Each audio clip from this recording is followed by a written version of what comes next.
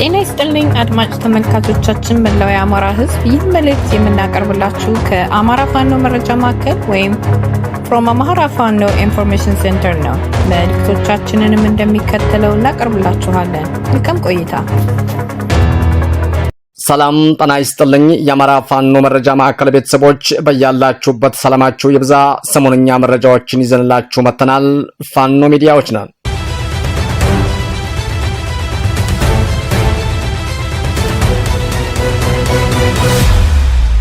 ከአማራ ፋኖ መረጃ ማዕከል የዕለቱን አንኳር የዜና ርዕሶችን በማስቀደም የዕለቱን ዜና እናሰማለን። ዕለተ እሁድ ሰኔ 21 2018 ዓ.ም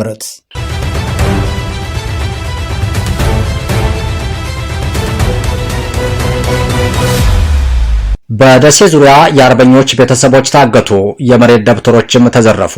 ጀብደኛው ምኒልክ ዕዝ 101ኛ ኮር ከ3 ቀናት በላይ በወሰደ አውደ ውጊያ በደመነፍስ የሚመራው ያገዛዙ ሰራዊት ብትንትኑን በማውጣት ታላቅ ጀብድም ተቀዳጀ።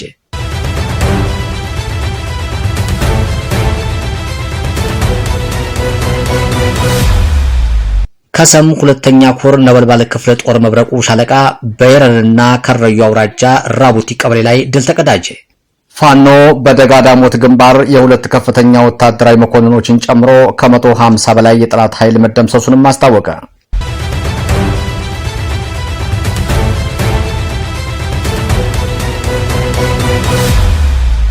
ውድ የአማራ ፋኖ መረጃ ማዕከል አድማጮቻችንና ተመልካቾቻችን የዕለቱን ዝርዝር ዜናዎች በሚከተለው መልኩ ስለሚቀርቡ እንድትከታተሉን እንጋብዛለን።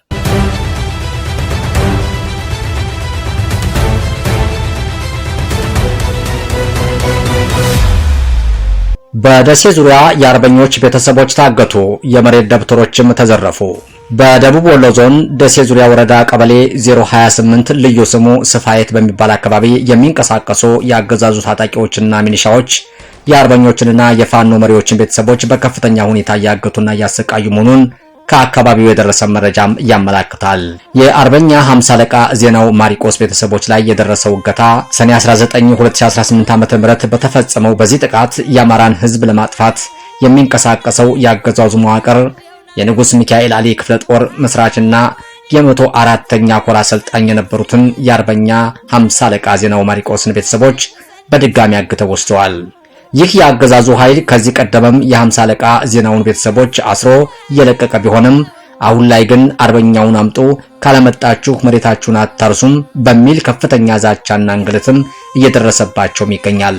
ታጣቂዎቹ የቤተሰቡን የእርሻ መሬት ደብተር ጭምር በጉልበት ቀምተው በመውሰድ ለመሬቱ ማስለቀቂያ ከፍተኛ ገንዘብ አምጡ በማለትም ቤተሰቡን እያሰቃዩ መሆኑን ታውቋል። 50 አለቃ ዜናው ማሪቆስ በሸዋ ሳምነው ዕዝ በአሰልጣኝነት የቆዩ በመካነ ሰላም ግንባር ሲመሩ የነበሩና ከታዋቂው አርበኛ አደማሊ ጋራ በመሆን የንጉስ ሚካኤል አሊ ክፍለ ጦርን የመሰረቱ አንጋፋ ወታደራዊ መሪ መሆናቸው ይታወቃል። የአርበኛ ሙባረክ ቤተሰቦችም በተመሳሳይ ዜና በዚሁ ቀበሌ በ028 ስፋየት ነዋሪ የሆኑት የሌላኛው አርበኛ ሙባረክ ቤተሰቦችም የዚህ ጥቃት ሰለባ ሆነዋል። ታጣቂዎቹ አርበኛ ሙባረክን አምጡ በሚል እናቱን፣ አባቱን፣ እህቱንና ወንድሙንም በጅምላ አግተው ወስደዋቸዋል። በግንባር የአርበኞችንና የፋኖን ክንድ መቋቋም ያቃተው የብልጽግና ስምሬት አሁን ላይ መከላከያ የሌላቸውን የቁርጥ ቀን የአማራ ልጆች አረጋውያን ወላጆችና ቤተሰቦችን በማገት ንብረት በመዝረፍና መሬት በመንጠቅ ላይ የተመሰረተ የበቀል እርምጃ እያካሄደ እንደሚገኝም የደረሰን ዘገባም ያመለክታል። ለጊዜው የታጋሾቹ ያሉበት ሁኔታና የተወሰዱበትም ስፍራ በውል አልታወቀም። ጉዳዩን በቅርብ የተከታተልን ለተመልካቾቻችንም የምናደርስ ይሆናል። የቴዎድሮስ ዕዝ 54ኛ 24ኛና 99ኛ ክፍለ ጦሮች ከደጋዳሞት የአባት አርበኞች ጋር በመሆን 8ኛ ቀኑን በያዘው ውጊያ ደጋዳሞት ወረዳ ሐሙስ ገበያ ይበርት ላይ ኮሎኔል አበራን ጨምሮ የ76ኛ ክፍለ ጦር ሙሉ ለሙሉ ተደምስሰዋል። በዚህ አውደ ውጊያም ዲሽቃዎች፣ ሞርተር፣ ብሬኖች፣ ስናይፐሮች፣ ብዙ የነፍስ ወከፍ መሳሪያዎችና የሥርዓቱ ታጣቂዎችም ተማርከዋል። ይህንን ውጊያ ያስተባበራችሁ እና የመራችሁ የአማራ ፋኖ ብሔራዊ ንቅናቄ መሪዎችና የቴዎድሮስ ዕዝ የኮርና የክፍለ ጦር አመራሮች ክብር ይገባቸዋል። ውጊያው ተጠናክሮ እንደቀጠለ ሲሆን ዝርዝር መረጃውንም እንደደረሰን የምናቀርብ ይሆናል። ጀብደኛው ምኒልክ ዕዝ 101ኛ ኮር ከ3 ቀናት በላይ በወሰደ አውደ ውጊያ በደመነፍስ የሚመራው ያገዛዙ ሰራዊት ብትንትኑን በማውጣት ታላቅ ጀብድም ተቀዳጀ። ምኒልክ እዝ 101ኛ ኮር 35ኛ ክፍለ ጦር በአገዛዙ ሰራዊት ላይ መብረቃዊ ጥቃት በመፈጸምና ራሱን የደቡብ እዝ 205ኛ ኮር እያለ የሚጠራው የሥርዓቱ ዙፋን ጠባቂ ሰራዊትና ሌሎችም የሥርዓቱ ጨፍጫፊ ኮሮች የተውጣጡ ሻለቃዎችን በ8 አቅጣጫ በመግጠም እጅን ከአፍ የሚያስጭን ታሪካዊ ማስመዝግበዋል። ነበልባሏ 35ኛ ክፍለ ጦር ሰኔ 16 2018 ዓ.ም እስከ ሰኔ 18 2018 ዓ.ም በተደረገ ትንቅንቅም በተለያዩ አቅጣጫዎች ውጊያ የከፈተውን ያገዛዙን ሰራዊት ቀለበት ውስጥ በማስገባት በመደምሰስ ድልን ከመጎናጸፍ ባለፈ በስርዓቱ ቅዥታም እና ጥቅመኛ ጀነራሎች የሚመራውን ውጊያ የሻለቃ መሪዎችም የሻለቃ ዘመቻዎች እንዲሁም መቶ መሪዎችን ጭምር በመደምሰስ በጠላት ላይ ከባድ የሽንፈት ጽዋን አስጎንጭቶታል። የአማራ ህዝብን የሐዘን ማቅ በማልበስ ዘላለማዊ ጭቆናን በህዝብ ላይ ለማጽናት ለሚንደፋደፈው ቀለበተኛው የአብይ አህመድ የግል ወታደር ከአንድ ኮር በላይ ኃይሉን በማሰለፍ 35ኛ ክፍለ ጦርን በወረባቦ በሲልኮ በኩል በጃራ በኩል ጀጀባና ቂልንቲ በሐራ በኩል በጃሮታና ባብሩ በውጫሌ በኩል በጎራርባና ደብል ጉባና መርኮታ በጨፍራ በኩል በሃደሬ በጊራና በኩል በፋጅና ሩጋና በመንጠራ በመርሳ በኩል በአራዳ በር ድረስ ግትልትል ወታደሮችን ለውጊያ ቢያሰልፍም የፋኖን የማድረግ አቅም ፍንትው አድርጋ ያሳየችው 35ኛ ክፍለ ጦር ከአንድ ኮር በላይ በመግጠም ታሪክ መስራት ችላለች። የ35ኛ ክፍለ ጦር አናብስቶች የጥላትን ዓላማ ቢስ ወታደር በሁሉም ግንባሮች ስቦ ማስገባት ዘመነ አይሽሬ ድልን ለአማራ እንዲሁም ሁሌም በታሪክ ሊታወስ የሚችል የውርደት ሽንፈትም ለጠላት ማከናነብ ችለዋል። የ35ኛ ክፍለ ጦር አንደኛ ሻለቃና ቃኝ ረመጦች ከአፋር ቄለንቲ የተንቀሳቀሰው የጥላት ኃይልም ከስናይፐርና መትረጌስ አልሞ ተኳሾች ሙትና ቁስለኛውን ያደርጉት ሙቱን አፈር ሳያለብስ ቁስለኛውንም እያንጠባጠበ ወደ ሃሮና ጃሮታ እየፈረጠጠም ተመልሷል። ጠላት በዚህ አውደ ውጊያ ተራ ተዋጊውን ብቻ ሳይሆን አመራሮቹን እንኳን በክብር መቅበር የማይችል በክብረ ቢስና ሀገር ለጥቅም በሸጡ አመራሮች የሚመራ መሆኑንም ማሳየት የቻለበትም አውደ ውጊያም ሆኖ ተመዝግበዋል።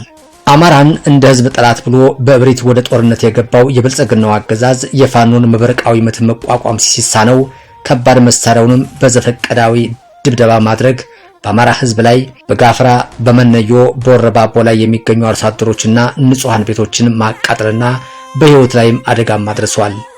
ይህ በእንዲህ እንዳለም ሩጋ መነዮ በተባለ ቦታ ላይ ስርዓቱ በነጋዴዎች ላይ የዱቄት የልብስ መስፊያ ማሽን እንዲሁም የመድኃኒት ቤት ዝርፊያና ቅሚያም አድርጓል።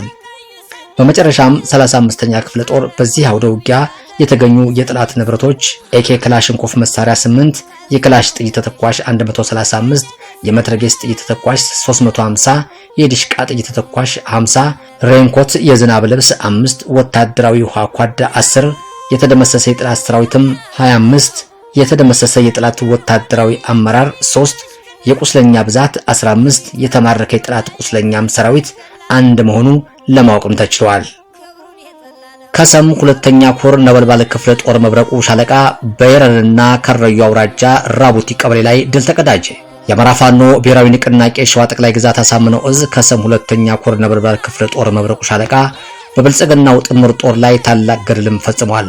ከምንጃር ሸንኮራ በኩል ተንቀሳቅሶ በዙ 23 በሞርተርና በዲሽቃ ሽፋን የተሰጠ ወደ ራምቡቲ ቀበሌ ለመግባትና የነበልባል ክፍለ ጦር መብረቁ ሻለቃን ለማፈን የተንቀሳቀሰው የጠላት ኃይልም ክፉኛ ተመቷል። በዚህ ልክ አስጨራሽ አውደ ውጊያም የጠላት ከባድ መሳሪያ ዙ 23 በፋኖ ዲሽቃም በመመታቱ ወደ ኋላ ይዞ ለመመለስም ተገዷል። በመሸነፉ ክፉኛ የተበሳጨው የብልጽግናው አሽከር አጸፋውን ወደ ንጹሃንንም አዙሯል። በዚህም በዲሽቃዎችና በሞርተሮች የንጹሃንን መንደር በመደብደብ በሰባት ግለሰቦች ላይ ጉዳትም አድርሰዋል። ከተጎጂዎች መካከል ስንታየሁ አጥላው፣ ኃይለ መስቀል አጥላው፣ አባተ ተፈራ፣ ዘበናይ ካሳ፣ ሰብለ ሽመልስ፣ አንዱ ዓለም ዓለሙ፣ አብርሃም ኃይለ ሚካኤል የተባሉ 7 ግለሰቦች ሲሆኑ ስንታየሁ የተባለውም ግለሰብ በከፍተኛ መጎዳቱንና ለህይወቱ አስጊ ደረጃ ላይ መሆኑንም የአካባቢው ማህበረሰብ መረጃውን ማድረሰውናል። ፋኖ በደጋዳሞት ግንባር የሁለት ከፍተኛ ወታደራዊ መኮንኖችን ጨምሮ ከ150 በላይ የጠላት ኃይል መደምሰሱንም አስታወቀ። የአማራ ፋኖ ብሔራዊ ንቅናቄ ቴዎድሮስ 909ኛ ኮር 99ኛ ክፍለ ጦር የደጋዳሞት ሻለቃ ከ206ኛ ኮር 24ኛ ክፍለ ጦር ስናን አባጂሜ ሻለቃ ጋር በመቀናጀት ባደረገው የተቀናጀ የመልሶ ማጥቃት እርምጃ ከፍተኛ ድል መቀዳጀታቸውንም ወታደራዊ ምንጮች አስታወቁ። የጠላት ኃይል ከገነት አቦ በመነሳት ገጠራማውን ክፍል አቆራርጦ ከሰኔ 11 ቀን 2018 ዓ.ም ጀምሮ ለተከታታይ ቀናት ወደ ደጋዳሞት ፈረስ ቤት ለመግባት በተደጋጋሚ ሙከራ ቢያደርግም ባልጠበቀው ሁኔታ ክፉኛ ተመቶ እንዲመለስም ተደርጓል። ጠላት ይህንን ሽንፈቱን ለመቀልበስም አዲስ የኦፕሬሽን እቅድ በመቅረጽ ከብር አዳማ እንዲሁም ከቋሪት ሁለተኛ ዙ 23 ጦርን በመያዝ በይቨርት ሐሙስ ገበያ መስመር ከተለያዩ ክፍለ ጦሮች የተውጣጡና በከባድ መሳሪያ የታገዘ መጠነ ሰፊ ወረራ በደጋዳሞት ፈረስ ቤት ላይ ከፍቶ እንደነበረም ተገልጿል።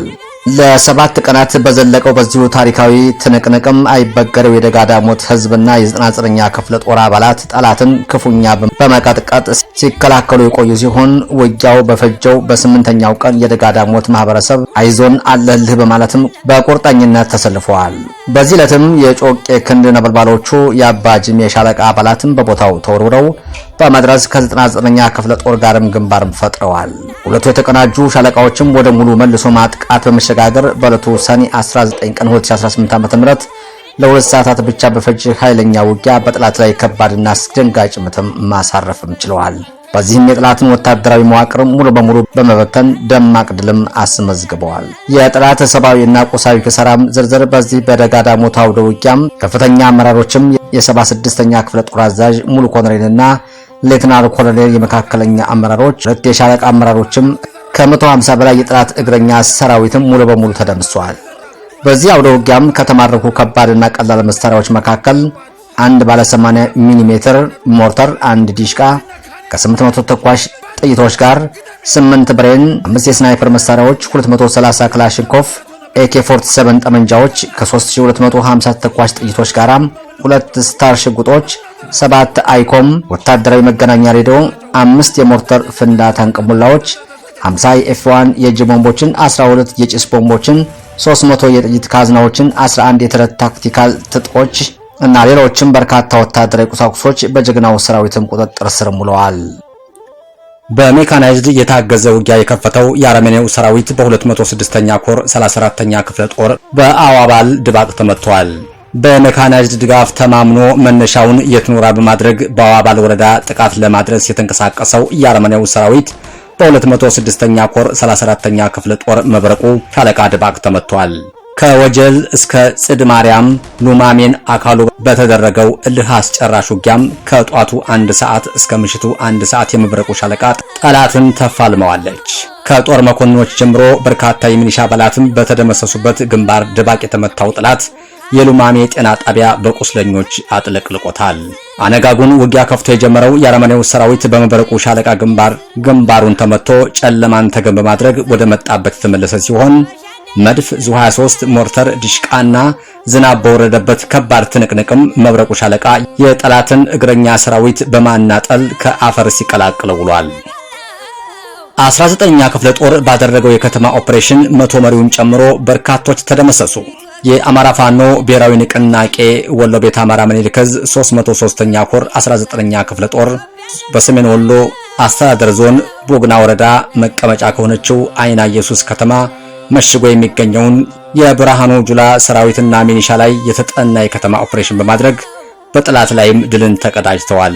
ሰኔ 22 2018 ዓ.ም ያጥቢያ ማለትም ከሌሊቱ 7 ሰዓት እስከ 9 ሰዓት ከ30 በተካሄደው የተጠና የከተማ ኦፕሬሽን ከ19ኛ ክፍለ ጦር ሁሉም ሻለቃዎች በተውጣጡ ተወርዋሪ ኃይሎችም የተሰራ ሲሆን በአይና ሚካኤል በኩል ባለው በመግባትም 2 የጠላት ምሽጎችንም በማስለቀቅ ቡግና ወረዳ ፖሊስ ጣቢያ ድረስ ዘልቆ በመግባት ያገዛዙን ሰራዊትና ሚሊሻ በሚገባው ቋንቋም ሲያነጋግሩት አድረዋል።